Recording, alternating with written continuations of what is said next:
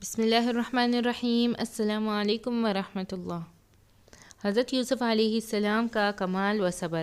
حضرت یوسف علیہ السلام کا کمال و صبر استقالہ کا اندازہ کیجیے اور جلالت قدر کا اندازہ لگائیں کہ جن ظالموں نے مجھے بے قصور کو زندان میں ڈالا ہے وہ اگر تباہ ہو جائے اور اس خواب کا حل نہ پا کر برباد ہو جائے تو اچھا ہے، ان کی یہی سزا ہے۔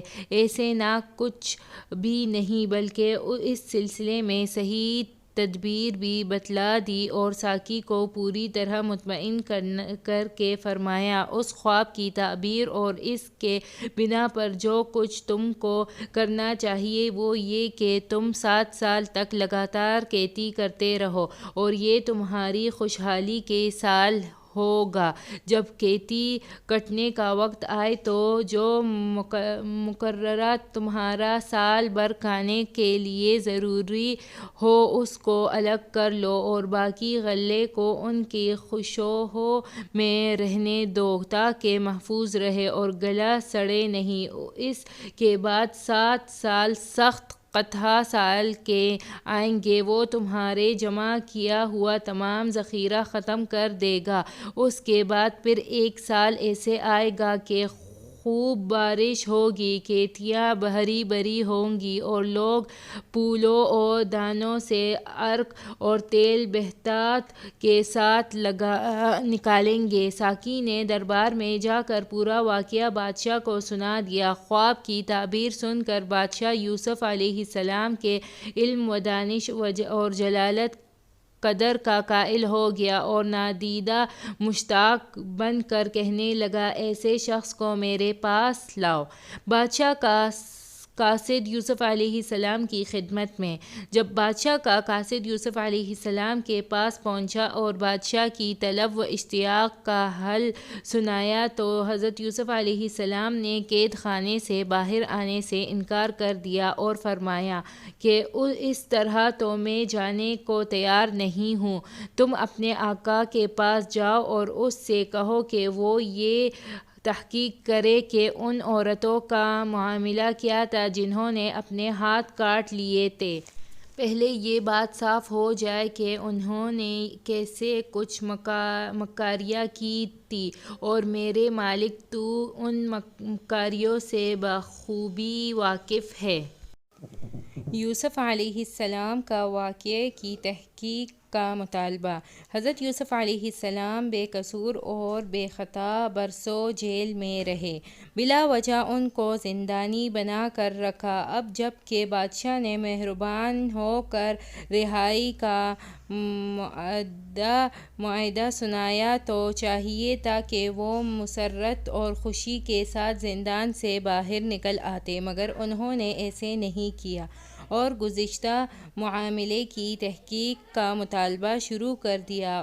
اس کی وجہ یہ ہے کہ حضرت یوسف علیہ السلام خانوادہ نبوت سے ہیں اور خود بھی نبی ہیں، اس لیے غیرت و حمیت اور عزت نفس کے بدولت اتم مالک ہیں۔ انہوں نے سوچا کہ اگر بادشاہ کی اس مہربانی پر میں رہا ہو گیا تو یہ بادشاہ کا رحم و کرم سمجھا جائے گا اور میری بے قصور ہونا پردہ خفا میں رہ جائے گا۔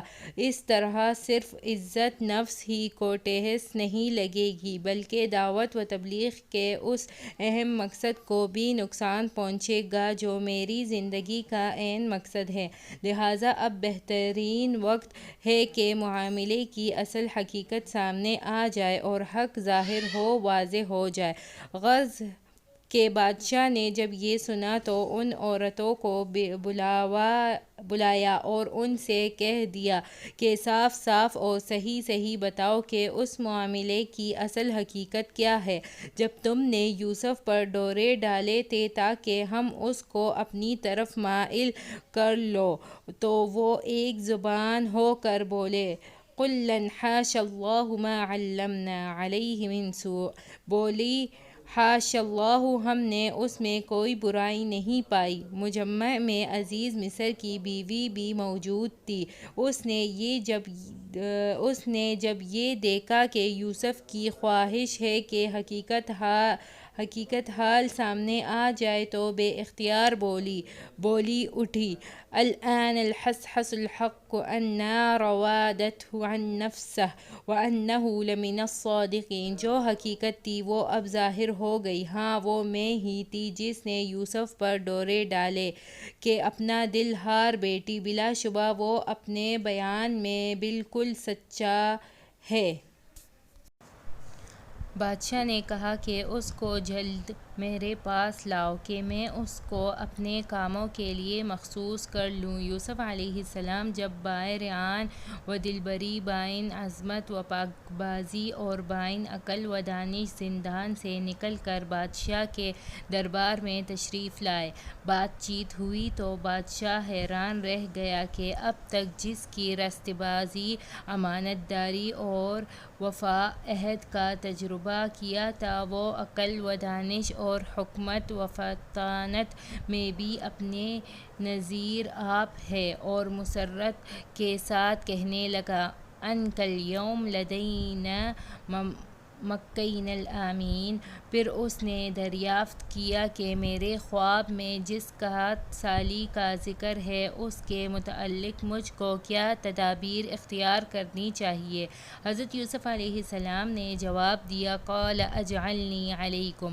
یوسف علیہ السلام نے کہا، اپنے مملکت کے خزانوں پر آپ مجھے مختار کیجئے، میں حفاظت کر سکتا ہوں اور اس کام کا کرنے والا ہوں۔ چنانچہ بادشاہ نے ایسے ہی کیا اور حضرت یوسف علیہ السلام کو اپنے تمام مملکت کا امین و کفیل بنا دیا اور شاہی خزانوں کی کنجیاں ان کے حوالے کر کے مختار عام کر دیا۔ حضرت یوسف علیہ السلام کی اسنات سے شادی۔ یوسف علیہ السلام اور اسنات کے رشتہ کا ذکر بابیل کی 3 آیات میں ہوا ہے۔ ان کے تعلقات کا ذکر پہلی بار پیدائش میں کیا گیا ہے۔ کہا جاتا ہے کہ اس فرعون نے اوان کے پجاری پوٹیفیرا کی بیٹی اسناتا کو جوزف یوسف علیہ السلام کو اپنی بیوی کے طور پر دیا تھا۔ بعد میں یہ پیدائش میں ذکر ہوا ہے کہ قحط سالوں سے پہلے یوسف کے 2 بیٹے اسناتا کے ساتھ تھے۔ ان 2 بیٹوں کا نام منسا تھا جو پہلا پیدائش ہوا تھا اور دوسرے بیٹے کا نام افرائیم تھا جو دوسرا پیدا ہوا تھا۔ بعد میں ابتدا میں جوزف یوسف علیہ السلام کے نام خاندان میں جوزف اور اسناتا کا ذکر ہے، جس میں ذکر کیا گیا ہے کہ مصر میں یوسف کے 2 بیٹے تھے جن کا نام منسا اور افرائیم تھا، اور اوان کا پجاری پوٹیفیرا کی بیٹی اسناتا نے جوزف کے 2 بیٹوں کو جنم دیا تھا۔ مصر میں قحط کی ابتدا۔ غرض جب قحط سالی کا زمانہ شروع ہوا تو مصر اور اس کے قریب جوار کے علاقے میں بھی سخت کال پڑا، اور کنعان میں خاندان یعقوب بھی اس سے محفوظ نہ رہ سکا۔ جب حالات نزاکت اختیار کر گئے تو حضرت یعقوب نے صاحبزادوں سے کہا کہ مصر میں عزیز مصر نے اعلان کیا ہے کہ اس کے پاس غلہ محفوظ ہے، تم سب جاؤ اور غلہ خرید کر لے آؤ۔ چنانچہ باپ کے حکم کے مطابق یہ کنعان قافلے عزیز مصر سے غلہ لینے کے لیے مصر روانہ ہوئے۔ خدا کی قدرت دیکھیں کہ برادران یوسف کا یہ قافلہ اسی بائی سے غلہ لینے چلا ہے جس کو اپنے خیال میں وہ کسی مصر گھرانے کا معمولی اور گمنام غلام بنا چکے تھے، مگر اس یوسف فروش قافلے کو کیا معلوم کہ وہ کل کا غلام آج مصر کے تاج و تخت کا مالک و مختار ہے اور اس کو اسی کے سامنے عرض حال کرنا ہے۔ بہرحال کنعان سے چلے اور مصر جا پہنچے، اور جب درباری یوسفی میں پیش ہوئے تو یوسف علیہ السلام نے ان کو پہچان لیا، البتہ وہ یوسف علیہ السلام کو نہ پہچان سکے۔ البتہ وہ یوسف علیہ السلام کو نہ پہچان سکے، کیونکہ جب یوسف کو کنویں میں ڈالا تو اس وقت ان کی عمر 10-12 سال رہی ہوگی، اور اب 40 سال کا عرصہ گزر چکا ہے۔ اتنی مدت میں ہر چیز میں تبدیلی آ جاتی ہے، اور اگر کسی طرح شبہ کرتے بھی تو کس طرح ان کے وہم و گمان میں بھی بات نہیں آ سکتی تھی کہ یوسف اور تخت شاہی۔ برادران یوسف پر جاسوسی کا الزام۔ تورات کا بیان ہے کہ برادران یوسف پر جاسوسی کا الزام لگایا گیا، اور اسی وجہ سے ان کو یوسف علیہ السلام کے روبرو پیش کیا گیا، جس کی وجہ ان کو یوسف علیہ السلام سے بالمشافہہ گفتگو کرنے کا موقع ملا۔ غرض یہ کہ یوسف علیہ السلام نے والد، حقیقی بھائی اور گھر کے حالات کو خوب کریت کر معلوم کیا، اور آہستہ آہستہ سب کچھ معلوم کر لیا، اور پھر ان کی حسب مرضی غلہ بھر دیا، اور ساتھ ہی یہ بھی کہہ دیا کہ قحط اس قدر شدید ہے کہ تم کو دوبارہ یہاں آنا پڑے گا، اس لیے یاد رکھو اب کی مرتبہ اگر تم آؤ تو اپنے جھوٹے بھائی کو ضرور ساتھ لانا، اگر تم اس کو ساتھ نہ لائے تو ہرگز غلہ نہیں ملے گا۔ برادران یوسف نے کہا کہ ہم اپنے والد کو سمجھائیں گے اور ہر طرح ترغیب دیں گے کہ وہ بنیامین کو ہمارے ساتھ یہاں بھیجنے پر راضی ہو جائیں۔ پھر جب وہ یوسف علیہ السلام سے الوداعی ملاقات کرنے آئے تو انہوں نے اپنے نوکروں کو حکم دیا کہ خاموشی کے ساتھ ان کے کجاؤں میں ان کی وہ پونجی بھی رکھ دو جو انہوں نے غلے کی قیمت کے نام سے دی ہے، تو عجب نہیں کہ وہ اس پونجی کو مصری بیت المال کا مال ہونے کی وجہ سے اپنے لیے حلال نہ سمجھتے ہوئے واپس کرنے کے لیے آئیں۔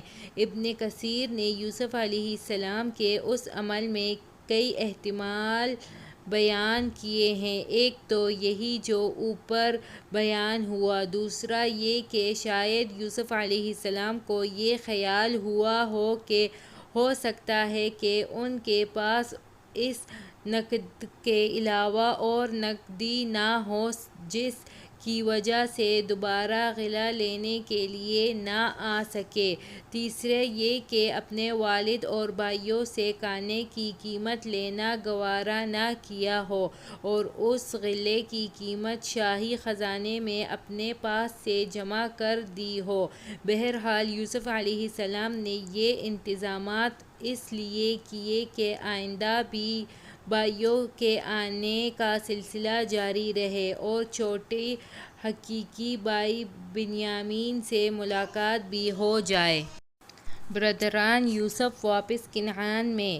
برادران یوسف کا قافلہ جب واپس کنعان پہنچا تو انہوں نے سفر کی پوری رویداد اپنے والد یعقوب علیہ السلام کو سنائی اور ان سے کہا کہ مصر کے والی نے صاف صاف کہہ دیا ہے کہ اس وقت تک آئندہ غلہ کے لیے یہاں ہرگز نہ آنا جب تک کہ اپنے الاتی بھائی کو ساتھ نہ لاؤ، لہٰذا آپ سے درخواست ہے کہ آپ اسے ہمارے ساتھ مصر بھیج دیں، ہم اس کی ہر طرح نگرانی اور حفاظت کریں گے۔ حضرت یعقوب علیہ السلام نے فرمایا، کیا تم پر اسی طرح اعتماد کروں جس طرح اس کے بھائی یوسف کے بارے میں کر چکا ہوں، اور تمہاری حفاظت ہی کیا، اصل حفاظت اللہ بڑا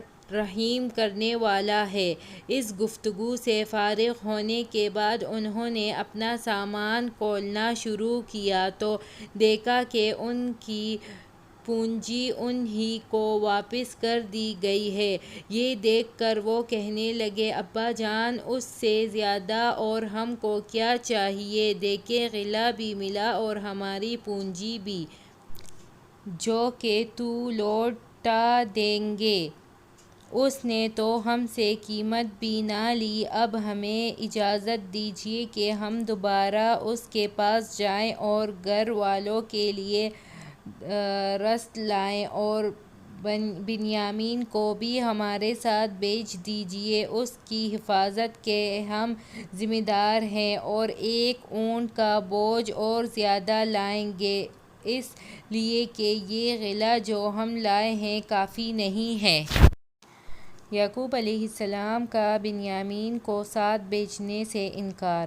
بہرحال یعقوب علیہ السلام نے فرمایا کہ بنیامین کو ہرگز تمہارے ساتھ نہیں بھیجوں گا جب تک کہ تم اللہ کے نام پر مجھ سے عہد نہ کرو، اور یہ کہ جب تک ہم خود نہ گھیرے لیے جائیں اور ہر طرح سے مجبور کر دیے جائیں، ہم اس کو ضرور آپ کے پاس واپس لائیں گے۔ جب سب نے متفقہ طور پر اپنے والد کے سامنے عہد کیا اور ہر طرح اطمینان دلایا، تب حضرت یعقوب علیہ السلام نے فرمایا کہ جو کچھ ہوا محض اسباب ظاہری کی بنا پر ہے، ورنہ کیا تم اور کیا تمہاری حفاظت، اور کیا ہم اور کیا ہمارے عہد، ہم سب کو خدا کی نگہبانی چاہیے۔ حضرت یعقوب علیہ السلام نے بیٹوں کو رخصت کرتے وقت نصیحت فرمائی کہ دیکھو، سب ایک دروازے سے داخل نہ ہونا بلکہ متفرق دروازوں سے داخل ہونا، اور یہ بھی فرمایا کہ اس نصیحت کا مقصد یہ نہیں ہے کہ تم اپنے تدابیر پر مغرور ہو بیٹو، کیونکہ میں تمہیں کسی ایسے بات سے ہرگز نہیں بچا سکتا جو اللہ کے حکم سے ہونے والا ہو۔ حکم تو صرف اللہ تعالیٰ ہی کا چلتا ہے، اس لیے میں نے جو کچھ کہا ہے وہ صرف احتیاط تدابیر کے طور پر ہے، اور احتیاط تدابیر کو استعمال کرنا خدا پرستی کے خلاف نہیں ہے۔ وَلَمَّا دَخَلُوا الْأَرْضَ، یعنی برادران یوسف مصر میں اپنے والد محترم کی نصیحت کے مطابق ہی داخل ہوئے، مگر ضروری نہیں کہ احتیاط تدابیر ہر جگہ راست ہے آ جائیں۔ اگر خدا تعالیٰ کی مشیت اس کے برعکس مصلحت دیکھتے ہیں تو پھر وہی ہو کر رہتا ہے، اور سب تدابیر بیکار ہو کر رہ جاتے ہیں۔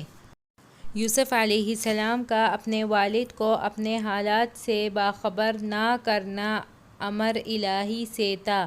حضرت یوسف علیہ السلام کے اس واقعے میں ایک بات نہایت حیران انگیز ہے کہ ایک طرف تو ان کے والد صاحب جو خدا کے پیغمبر بھی تھے، ان کی مفارقت سے اس قدر متاثر ہوئے کہ روتے روتے نابینا ہو گئے، اور دوسری طرف یوسف علیہ السلام خود بھی نبی ہیں، باپ سے فطری اور طبعی محبت کے علاوہ ان کے حقوق سے بھی پوری طرح باخبر ہیں، لیکن 40 سال کے طویل زمانے میں ایک مرتبہ بھی یہ خیال نہ آیا کہ میرے والد میری جدائی سے بے چین ہیں، اپنے خیریت کی خبر کسی طرح ان تک پہنچا دیتے۔ لیکن یوسف علیہ السلام سے کہیں منقول نہیں کہ انہوں نے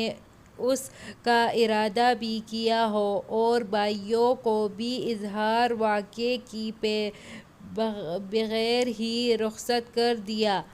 یہ تمام حالات کسی ادنی انسان سے بھی متصور نہیں ہو سکتے۔ اللہ کے برگزیدہ رسول سے یہ صورت کیسے برداشت ہوئی؟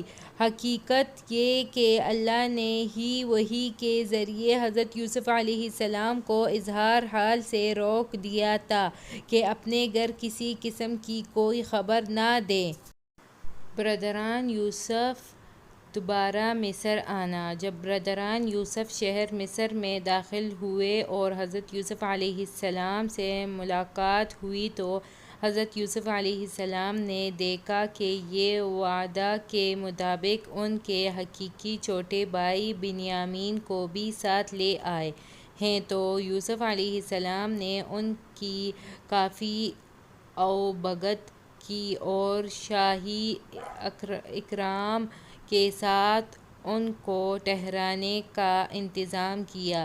دو دو بھائیوں کو ایک ایک کمرے میں ٹھہرایا، چونکہ برادران یوسف 11 تھے۔ دو دو ایک ایک کمرے میں ٹھہرنے کے بعد بنیامین تنہا رہ گئے تو ان کو تنہائی ایک کمرے میں ٹھہرایا۔ اس میں مصلحت یہ بھی تھی کہ موقع نکال کر بنیامین سے تنہائی میں باتیں ہو سکیں، چنانچہ آپس میں تنہائی میں خوب باتیں ہوئی ہوں گی۔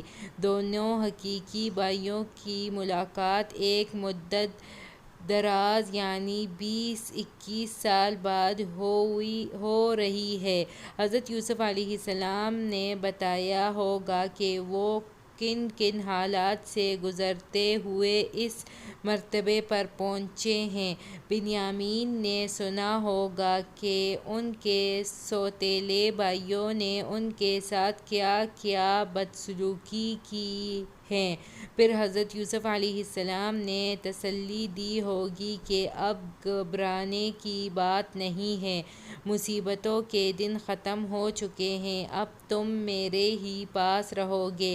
یقیناً یوسف علیہ السلام کی یہ دلی خواہش رہی ہوگی کہ کسی طرح اپنے عزیز بھائی بنیامین کو اپنے پاس روک لیں، اور یقیناً اس کے لیے کوئی تدبیر بھی ضرور سوچی ہوگی، مگر انتہائی خواہش کے باوجود یوسف علیہ السلام کے لیے ایسے کرنا ممکن نہ تھا، اس لیے یہ مصری قانون میں کسی غیر مصری کو بغیر کسی معقول وجہ کے روک لینا سخت منع تھا، اور حضرت یوسف علیہ السلام یہ کسی طرح نہیں چاہتے تھے کہ اس وقت لوگوں پر یا ان کے بھائیوں پر اصل حقیقت منکشف ہو۔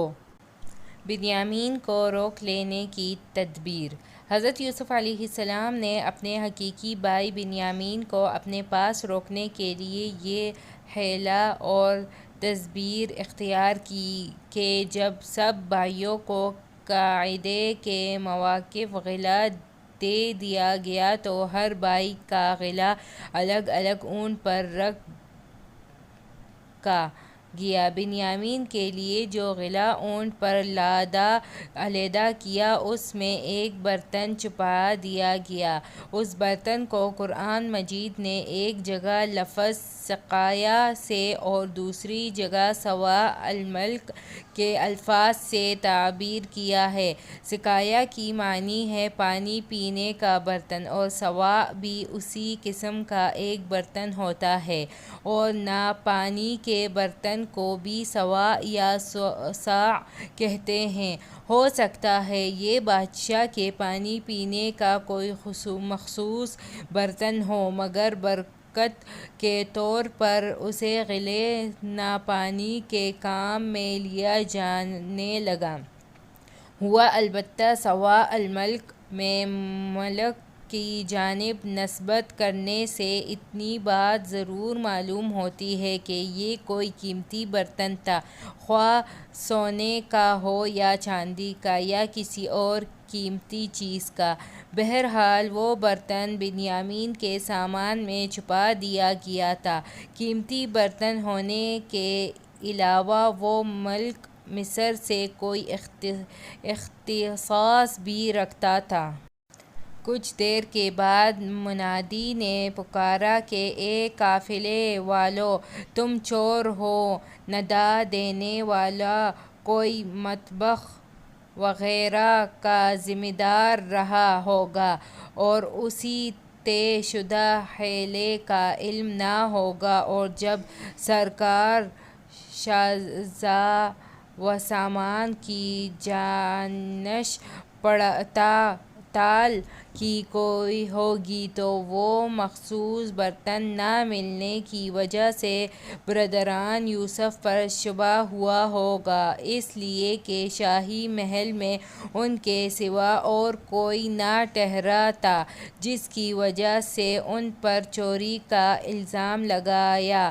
برادران یوسف کارندوں کی طرف متوجہ ہو کر کہنے لگے، ہم پر خواہ مخواہ کیوں الزام لگاتے ہو؟